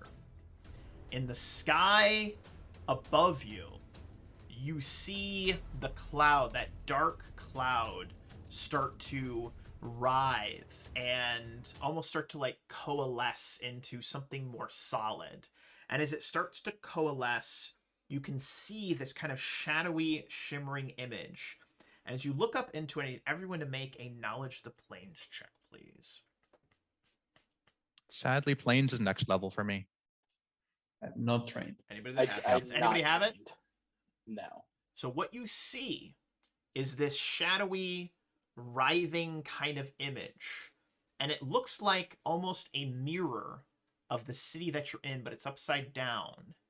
And it looks, well, it looks dark, looks dreary, and it looks undead, for lack of a better phrase. It's like a horror version of the town you The find plane of yourselves in. shadows. That's what you're thinking. That's what you're thinking. And as that coalesces, you see a single dark hooded figure with a bony hand reach out towards this opening, but then it snaps shut. And then the skies above you are clear. You can actually see the sun. It's about 10 o'clock, so it's just off of high noon. And you all feel the warmth. The fires themselves actually go out. The magic that was keeping them, active. You see the musketeers start to stand up. The hag slightly twitching, a little bit of gurgling coming from the wound, this ×4 weapon in front of you. And then you hear the footsteps of Dawkin and the other musketeers making their way towards you. All of the zombies collapse to the ground, turning to ash and actually dissipating. And I'd like to just give you guys the floor as Dawkin approaches. By the gods, you did it. She's dead. We won. I'm gonna stand in the middle of all these musketeers and shake all the mud off my fur, and then turn back to normal Mikhail form. Ecker doesn't even respond. He's tending to wounds. I like it. He chuckles and just nods, giving fucking Vin a shit-eating grin. He moves on to Polly. Why do I have two of me? Oh, I'm sorry. I didn't mean to do that. I meant to actually grab Mikhail. That's totally my bad. There's Shadow Eckerd enters the battlefield. Dun, dun, dun. Dun, dun, dun. Yeah, but there is so as you guys you're healing up some of your friends, then you've made that wonderful comment. I love that. You see the musketeers. One of the musketeers actually up on this platform, off to the left hand side of you, right hand side of the map. He actually raises his musket above his head and goes, "Hell yeah! We won! It's for Solaria, yeah!" And then all the other musketeers are like, "Yeah, for Solaria!" And they start raising their muskets and they're cheering and shouting. And as this is going on, you start to hear doors opening and you start to see civilians and citizens starting to make their way out with trepidation, with nervousness. They start to make their way out, and you start to hear them saying, "Hey, is it over? What happened? What's going on?" And the city starts to come back to life. It was full of undead. And as all of this is going on, you also hear from down the road, you hear a and galloping from the south towards your direction is none other than a particular and very, very powerful horse. And I'm actually going to go ahead and give this to you. You've got the horse, though, and you recognize the saddle. But what is different is that you remember how your horse was like brown? Yeah. Your horse is, well, its fur is now dark. It's actually black. But you recognize the saddle, you recognize the horse, and it clops over, comes right up next to you, and actually like goes to nuzzle against you. It looks like the same horse, it's just its fur is currently different. And it lets out a very aggressive Yeah, Eckerd kind of looks at it, cocks his head a little bit and steps up, patting the side of its nose or whatever, pulls a carrot out and is trying to like brush at it, see if any of this black stuff wipes away. And presumably it doesn't. It goes, "What the?" It crunches on the carrot. Nom, nom, nom, nom, nom, nom, nom. Munch, munch, munch. He's very confused. He will look to Polly and say, "Do you the naturey one? This is my horse, but spontaneous for a change." I'm not paying attention. That's fair enough. He's probably dealing with Polly. Polly is stable, but still fucked. Yeah. Bix is just quietly like he's got like Polly's like head in his lap. He's like sitting on the ground, just like petting him, like it's gonna be okay, buddy. We'll get it. We'll get it. We'll get it. Don't Ven's worry. gonna Don't step worry. over to Bix and Polly and be like, "Listen, guys, this sucks. I was gonna save this for like that moment that I did something very stupid and ended up, but I have one of these." And he pulls out. It's like just a regular healing potion, but it's the one thing that I can afford with all the gold I have left. And he's like, "Can I? Does this work the same on like weasels?" Oh, don't worry about it. I can. We'll get him healed. Yeah. Keep your potion. Thank you Yeah, though. I really Eckerd- appreciate it. Holding his horse's reins, looks down and shakes his head. "I'm totally tapped. I'm sorry." So am I. It's okay. There's more priests around, and you know we can heal him tomorrow. He'll be okay. You'll be okay, buddy. You'll be okay. You'll be okay. Dawkin is shaking Yeah. hands with some of the other musketeers, telling them, all right, starting to give some orders. All right, we need to make sure that the city is safe, start to let the citizens know that this is over. We need to regain control of the city. And, you go here, you go there, you're going to head to the north gate, you head to the east gate, you head to the south gate. Let's just make sure we get everything back under control. I'm going to head off and go check on the queen, make sure she is safe as well, and tend to our... And he actually hesitates for a moment, then says, "Tend to our saviors here and make sure that they are looked after." And Ooh, hey, Docky boy, Doctor Dawkins. Jones, Doctor Jones, Doctor Jones. That's Doctor Jones, Doctor Jones. Wait up now. If you're gonna go check on the queen, my sister is. I'll also hold up there. I'd like to go with you, but I just want to ask you some questions about these muskets. I haven't really figured out how to put the bullet back inside after you fire it. I was wondering if you could offer me some pointers. The look of what the fuck on Dawkins' face it's almost painful. Like, it feels like a slap or a very quick kidney jab. And you can see him starting to form the words of, "Where the fuck did you get that?" But they can't come out. He's like, "What? What did..." We'll deal with that later. Most importantly is that we get to the queen now to ensure her safety. Yeah, but we got to travel. I mean, we got to talk about something while we go, right? So what is this horn thing for? Like, I see that it's full of this black powder. I assume that's the thing that ignites. I took a little bit out and cast spark on it earlier, and it made a pretty big bang. So he turns to the rest of the group with a "help me here" expression on his face. I'm gonna be like the little voice on the side of Dawkins' head, and I'm gonna be like, perhaps maybe you should confiscate that for just for now until we make sure that we're safe. I mean, it's for his own safety as well, after all. Yeah, Eckerd steps up behind Vin and says, maybe I can counter negotiate and see if the queen will kick that into your reward. I don't need it as a reward. It's mine. What are you talking about? Give me the gun, please. It's not even loaded. I already fired it at the bitch.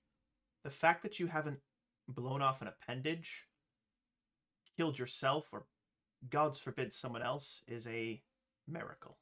Just please give me the gun. No. What? Listen. I hear you. I hear that you're confused, but check this out. I can take it apart in like 3 seconds, in like 3 moves. And then, because I have weapon focus now, just breaks the gun down real quick. Like, see? Now it's like 4 pieces. No, I definitely can't hurt anybody, right? Don't let him trick you, Sir Dawkins. You must be assertive.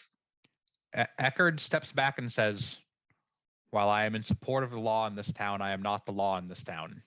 And minds his horse. Horse nuzzles up against you, and I want you to make a perception check, Eckerd.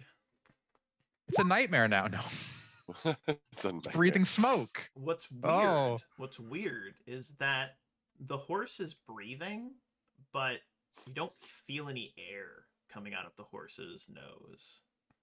Oh, it's a Just ghost squints at it. He's gonna detect magic on this horse. If it detects, that'd be strange because it was just a horse before. It Yeah, was, it's detecting as magical. sake. Well, bring this to a druid, I guess, at some point. A real druid, right? No, I'm kidding. That's terrible. Oh my god. A druid doesn't have a dying pet, all right?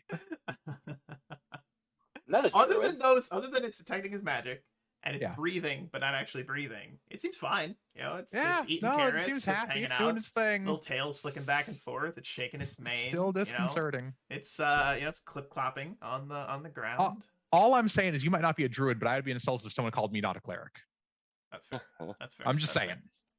But Dawkin goes to say something additional about the gun, but you can see him just give up in this moment because he's got bigger fish to fry and royalty. And he actually makes a passing comment. He says, had you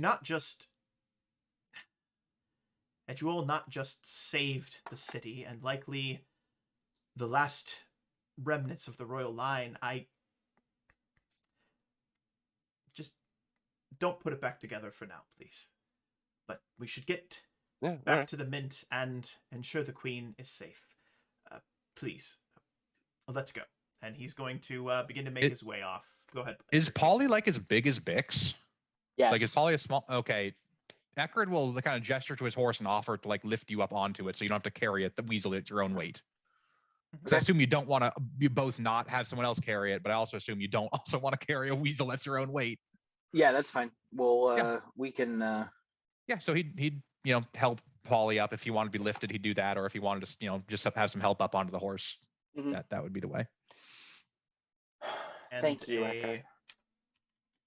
He'd nod and say, "I've not had to deal with such grievous wounds before, but I wouldn't want to be dealing with what you're dealing with right now."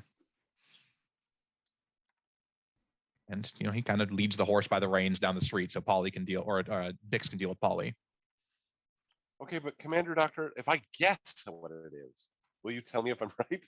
Because I think what I'm supposed to do is I take the black powder and I pour it into the barrel, and then I put some paper, like that's what these little strips of cloth are for, and I put those in, and then I drop the bullet on top of that, and then I assume there's some sort of like mechanic to make it like sit.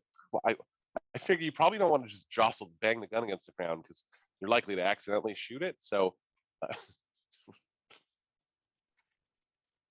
anyway, how are you not dead? I'm exceptionally lucky, honestly, but I'm also very charming. So maybe death has been by once or twice before, and I've just talked him out of it. Fair enough. So you guys, I'm assuming somebody took some time to maybe analyze the hat. Yeah, to roll the hag. You find Yes. a +1 ring of protection. You find a pair of fog-cutting lenses. You find a black book that is written in. Well, it's written in a language that I'm assuming none of you speak. But do any of you speak? Well, actually, you know what? I'm gonna make a narrative declaration. None of you speak this language, but it's a shadowy, nasty-looking black book. That's cover appears to. I speak Necrol though. No, I don't. Yeah. Do you speak Necromonger? There it is. Does anyone speak Necromonger? No, I don't. I speak Infernal though. Yikes. It looks like it's maybe it looks like Infernal, but you don't recognize the words. Maybe it's like a dialect or something, but Okay. it is it looks evil. And then you also find that she had on her hands they look like they're made of obsidian, and they're strung together with what looks like sinew, and they are these black, nasty-looking claws that are called Claws of Shadow, that I have made up. So if you want to Nice. interact with those, you can. But Yeah, can we get a value on both those before we interact with them? absolutely. So the Claws of Shadow are 2,500. Okay. And the Book of Shadow is question mark. You're not sure. Okay, it is narrative. Got it. Okay. Yep. But as you all make your way back towards the Mint, any other conversations that anyone chooses to have? Any other, any other conversations that you guys are having as you make your way back towards the Mint? Oops. Nah, Ecker's just trying to keep his horse calm for. Horse appears like it's in a maybe almost an uncomfortably good mood. Like the horse is just living its life. It's smelling the air. It's nuzzling you at like it's asking for more carrots. It lets out the occasional and just it seems like This is kind of boring. it seems good. It seems like it's in like a really, really good place right now. And occasionally it'll be like Winnie. And it's doing well. It's doing really, really well. But with that being said, you make your way back to the Mint, and you get to the Mint, and you see the doors still shut. Everything seems to be in good order. It's quiet. There's nobody's going in or out. It still looks like it's on lockdown. And I just do you mosey on in? Do you take a moment? Dawkins looks like he's ready to head straight into there. How do you guys approach? Eckerd, helps Bix off the horse and then pets the horse on the side of the nose and says, "Just wait here. I'm not going to tie you up in case a zombie wanders along." The horse nods and Oh fuck! like it nods like this, as though it maybe understood what you were saying. Eckerd gives Bix a searching look, but doesn't press him otherwise. Here, can you get Polly? Hold on. And he He'll grab Polly gently, Bix obviously. Bix will cast Speak to Animals. Hey, how's it going, buddy? Yeah, the horse doesn't respond. It's like the spell is active, but the horse looks at you and like tilts its head. You're like going brr, Winnie, brr, and it's like it looks like it tilts its head to the side. It looks confused by what you're saying. He looks over at Eckerd. I don't know. I started speaking horse to him, and he stopped understanding me. Horse nods its head like this as you speak common. You clop 3 times. This is all right. boring. I guess I'm going to start taking better care of you now. Okay, Not that cool. I took bad care of you before. The horse shakes its head as though it's laughing. All right, we'll be right back, buddy. Bix like pats him on. He can maybe reach the horse's knee. Like, thanks for taking care of us, bud. And yeah, you're getting renamed Shadow now, pal. Winnie. Yes, Winnie. Winnie. And as you guys go to open the door, you hear from inside the door. You hear your charge from inside the door. You hear her, and she goes, "What's the password?" Sarah, right? I think it's Sarah. Yeah, it's Sarah. The password is "Let us in, Sarah." God. How do I know? Abadar's vault. You're actually you. You could be, Abadar's vault. Oh, Eckerd. Oh, yeah, Taskmaster. Hey, oh, you're alive. That's great. Oh man. This is great. Things are a little, uncomfortable in here right now. Kind of glares at her a second when she said, "You're alive," holding the barely living weasel. The queen, and from inside you hear a, not a roaring, but you hear a shout, and you hear it's the queen's voice, and she says, "You will tell us everything you know, everything, or I will make your life a living hell. What short amount of time of that life you have left." And you hear the door click, click, click, click, chink, chink, chink, chink, chink, krr, opens up, and as you step inside, you see the queen mother, take a prisoner while we were gone. You see the mother is sitting there, the head cleric, and oh good, you're alive. There's some paperwork I need you to fill out. And sets it down. You see Sarah look at you like things are uncomfortable in here. And in the corner of the room, tied to a chair, her eyes like covered up, her hands behind her back. She is stripped down to just the bare minimum. She's got just like a blouse on, all of her gears in a pile in the opposite corner. You see Odafie, and standing next to her, holding a dagger to her throat, is Queen Calisandra. And she roars, "You little... Your father took everything from me. That bastard. And after I get what I can out of you, I will take everything from him." If you don't want to see how fast I can make this horn full of black powder explode, you step the fuck away from my sister. And then I'll do the spark spell in the other hand. So, Yeah, Eckerd gives Sarah his last carrot and says, "Get some air." Sarah goes, whoop, and zips out the door. The high priestess of Abadar, setting the high cleric of Abadar, looks up from her desk, and then you see her reach down and bring out some cross stitch, and then just like starts offhandedly cross stitching.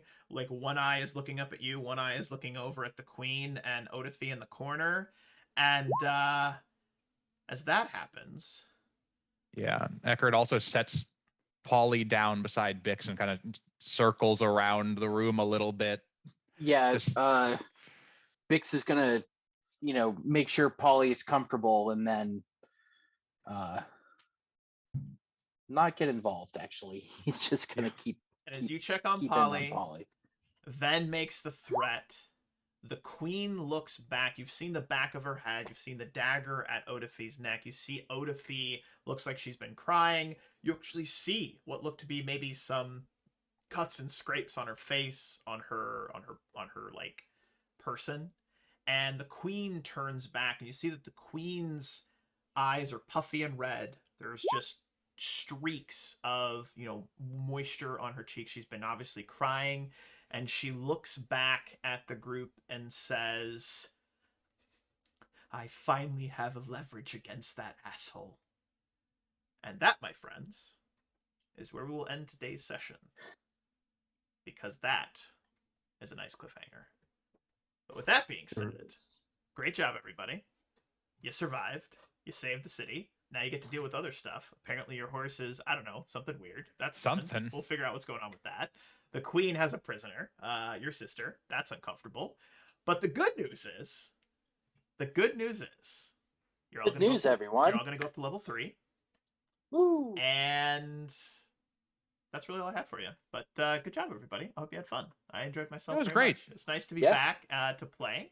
It's nice to get a nice little fight in there. It's nice to see y'all. I wanted to compliment Axel on the plan, because those other 6 zombies, that could have really turned the tide, and risking yourself to distract is absolutely brilliant. That's And the only thing I liked it. Eckerd with the 2 hero points spend Yeah. to fucking crit that lady. She only had like 14 HP left, but that first hit wouldn't have done it. That crit, that ended it, which was fantastic. Ven putting out the fire. I mean, there was a lot of ways in which this plan could have gone wrong. There was a lot of chances where, what I did is I had each of you roll the D100. I want to lift the veil slightly. Everyone that got it right, that was going to be an additional couple of musketeers that showed up, and anyone that succeeded would get to roll again to a maximum of a total of 3 successes, which I gave you the 3 successes, but I also had the bad thing be that there was going to be some additional zombies that showed up here to give you guys a little extra, I guess, chaos during the fight. But no, you guys did great. I'm super glad that you survived. I was a little nervous there when Paulie went down. Glad Paulie's not actually dead. And other than that, any final thoughts, comments, questions, concerns, or I guess fun things? Please blow. I think that's how a good mini boss fight should go, is a couple of people, go down, get in danger going down, and it looks close and then it comes out. So I think that's a well orchestrated fight there. Thank you. Yeah. And That was probably the best level 2 fight I've ever had. in Pathfinder. Yeah, and Wow, I that's don't great. think that the Musketeers robbed us of like personal responsibility in that fight at all. Mhm. Because I feel like if we had to wait another 2 rounds for another volley, we would have been dead anyways. I think 2 of us would have been dead if we had to wait 2 more rounds for another volley. So I don't think that took off pressure of having them do the majority of the damage. I was really trying to balance you've done the work to have this advantage, but I didn't want the Musketeers to be carry it to steal the thunder, right? So I'm glad to hear that from you guys, because one of the Yeah, things that I'm always trying to do is trying to obviously like improve and make it feel cinematic, but also make it feel like you guys could have easily lost that fight. You really could have. Bix doing Polly and then having the eagle, that was 2 rounds where she was distracted and wasn't pressing it on you all. So you could that was a game reposition, changer. engage yourself. That was huge. So there was a lot of good tactical decisions that you all made. And again, the reason I did the every other round was to kind of I guess not stagnate it, but well, it's also thematic because they have to Stagger. reload if they're Exactly. not like That level was the 4 idea. Musketeers or whatever. Correct. Exactly. So no, I really appreciate that feedback. That makes me feel good. And I wanted it to feel epic, but also wanted to get you guys to level 3. And that feels like that was enough to get you to level 3. Yeah, I felt that was earned. Get you some extra stuff. Weird book that you might want to look into at some point. Couple of potholes. The queen apparently is trying to kill Odafi. That's awkward. Then just threatened the queen. So that's something that we'll have to deal with next section. Been waiting for this for a month. I know. Axel set this up last time, and I remember. I think I messaged you on the side. I was like, "You have done so many things, and this is hilarious, and I love it." But no, you guys did great. Everyone good for next Wednesday. Same game time, same game place. Perfect. So you'll see these fine gentlemen back here next Wednesday at 8:30 Eastern. It's 8:30 p.m. Not in the morning. God forbid. That would be insane. It would be like freaking 5 a.m. for those 5 a.m. for us on the West Coast. Hard no. But other than that, thank you Oh, everybody for really? stopping It'll be in. 5 a.m. Really That'd be appreciate so the bad. chatting. Thank you so much for the feedback. And as I always say at the end of every session, thank you for watching. Happy gaming. We'll catch you guys next time. Cheers, everybody.